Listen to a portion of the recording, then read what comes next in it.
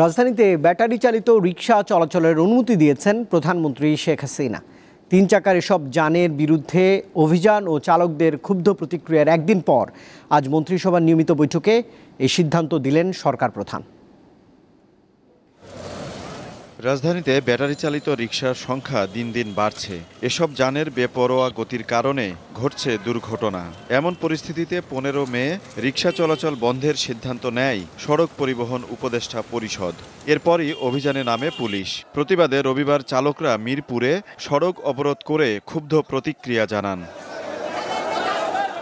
অবশ্য একদিন পর সোমবার মন্ত্রিসভার বৈঠকে প্রধানমন্ত্রী শেখ হাসিনা স্বল্প আয়ের মানুষের অসুবিধার কথা বিবেচনায় নিয়ে ব্যাটারি চালিত রিকশা চলাচলের অনুমতি দিয়েছেন। বঙ্গবন্ধু অ্যাভিনিউয়ে ওলামা লীগের প্রতিষ্ঠাবার্ষিকীর অনুষ্ঠানে সড়ক পরিবহন ও সেতুমন্ত্রী বিষয়টি জানান।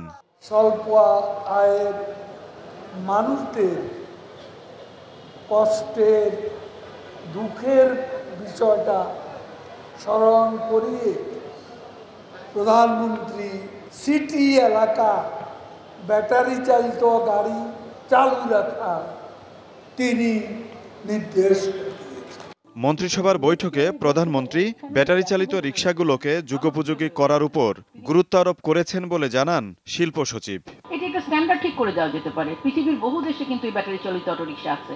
তাহলে মাননীয় প্রধানমন্ত্রী বললেন যে তোমরা এটাকে ঠিক করে দাও, তোমরা হয়তো চাকাটাকে একটু ম্যাসিভ করো, রোবাস্ট করো, আর এর সাথে যদি ওয়েটটা একটু দিয়ে দাও। তবে মহাসড়কে ব্যাটারি চালিত রিকশা চলাচল বন্ধই থাকবে। আজিজুল ইসলাম, দীপ্ত সংবাদ, ঢাকা।